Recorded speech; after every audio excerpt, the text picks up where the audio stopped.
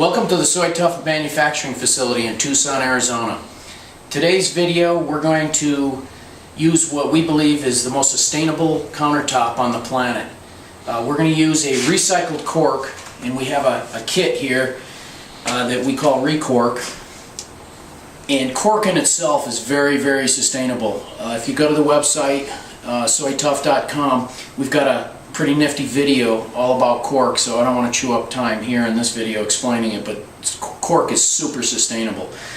Then we're going to use a very sustainable material called hemp board, but it's super light, very, very strong. The manufacturer of this board claims that it is stronger than fiberglass. And when we start this project here, we're going to flip the board over and I'll show you how light it is. So let's begin.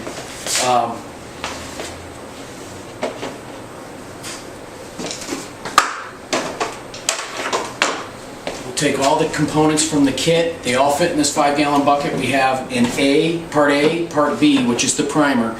We'll mix those together, and you've got a 2-hour open time to get that on your kitchen. What that means to you is you don't have to hurry through the project. A lot of the competitive products out there, you got 15 or 20 minutes, which means you can do 6 feet at a time. Obviously this isn't a kitchen, but if you were doing your kitchen, you would have 2 hours to get the cork spread out and on the deal. That's a really big deal. So you're not having a hurry. You don't need 2 or 3 people to get it done. And after the primer goes on, we shoot the cork. It's granulated cork, as I mentioned. It's recycled from wine cork manufacturing, so it's a post-industrial product. It goes on, once we put the primer on it, just levels out really flat. And when you shoot the cork on it, it just stays real flat, and you let it dry overnight, and what you end up with is a super flat, really nice looking project. Then we'll put the soy krill high traffic eco-friendly coating over the top of it, which is food safe. So let me begin here. We'll take all the components off. I'll mix the cork and the I'll mix the primer together, and what we'll do then is we'll flip this over and I'll show you how light the board is itself. Now, the product was really designed to go over the top of an existing countertop, but we had the opportunity to work with this hemp board, and we thought it'd be a really cool project. So I suppose you would say that it's just as sustainable by not removing, if you had a Formica countertop, which is what the product is really designed for, that's more sustainable in one effect, because you're not taking and throwing your tile or your Formica in the dump. You're actually recycling in place. That we'll do in a subsequent video. And make sure you mix the A and the B. It's 2 parts A to 1 part B. Very, very good. But you don't have to hurry. There again, we're just using a popsicle stick and mixing containers. All of the components are contained here within the kit. And anybody can do this. This is not, honestly, it's not rocket science. You just want to, we've got cardboard on the floor. You want to put drop cloths if you're doing one in place. You want to tape off your cabinets. And, you want to make sure that you protect everything that you're not going to shoot the cork onto. And the cork itself, after it's shot on, it's in bulk. You'll see. When you're done, you just simply vacuum it up. And then we'll put a light sanding to it. But that'll have to take place tomorrow. Because we have that 2-hour gel time, it sets in about 6 to 8 hours. So we recommend doing it. You could get up early and do it, and then put the finishing touches on at the end of the day. We always like to go overnight. Alright, it looks like we've got this pretty thoroughly mixed. So here's the board. It is super lightweight. I don't want any of you to think I'm extremely strong, but it's about a 4-foot top. I didn't weigh it. I probably should. I could tell you how much it weighs, but it's way less than any type of board that you would get at the store. So let's begin by doing the bottom. You don't want to forget, we built this top up. It was a 1/2-inch thick board. We built it up to give it an edge, and we're going to do that first and shoot the cork on it. So here again, we don't have to hurry. Take your time, get it thoroughly coated. The cork is going to stick to it because it's a 100% solids epoxy base coat.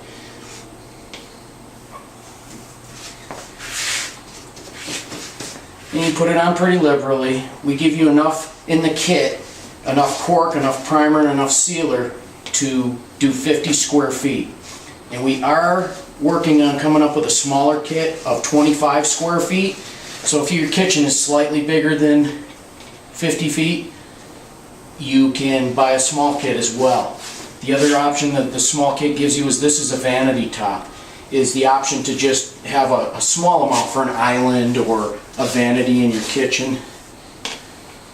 You may not require 50 feet. But it's like anything else. Anybody, if you can paint, which isn't very hard, you can do this. We'll roll the main surface, and as you noticed, I cut out the sink. We have a really cool concrete sink that we're going to put in here. I didn't see the point to corking that whole thing, and I wanted to get it all just right, so we cut the hole for the sink. And you just want to make sure you get it covered really good. Now, if you miss anywhere, and likely, some people will, it's not the end of the world. You can go back after it dries, and you can do one of two things. You can use the epoxy and shoot more cork on it, excuse me, or you can use the sealer and just touch up any bare spots you might have. It's really forgiving. We're just trying to make sure we have it thoroughly coated. It being epoxy, it's very, very sticky.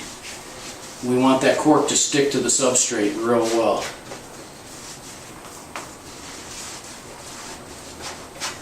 A little bit more. We have our super duper cork spreader. The cork is inside this spreader. Just pull the trigger and dust it. Simple as it is.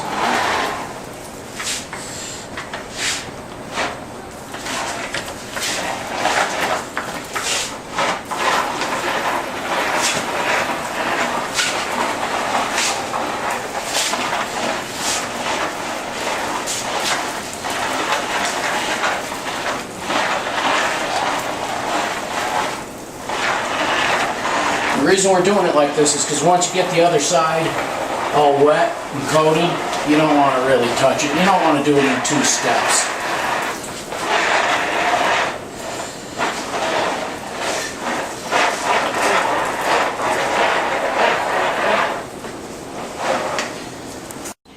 Okay, we flipped the top over. We really just wanted to get the bottom edge. There's still a few bare spots on the front edge a little bit, but as I mentioned, we'll touch those up.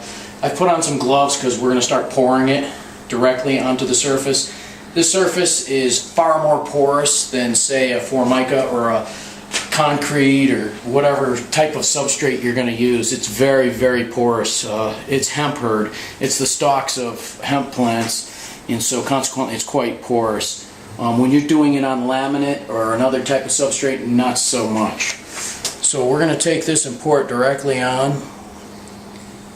There's pretty much no smell to these because it's 100% solids epoxy. But you can see it's going in pretty good into the substrate.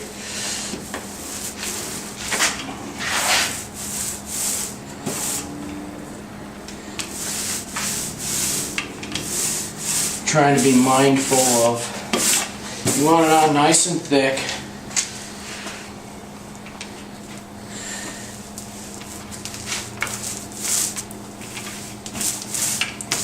So that the cork will stick to it when it comes time to shoot the cork over the top of this.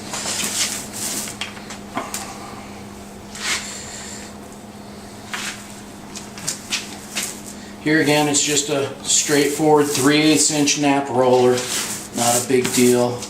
Trying to put it on as thick as we can get it without rolling it back onto itself. And here again, we got 2 hours before this glue is going to dry, this primer coat we're putting on. That's quite a long time.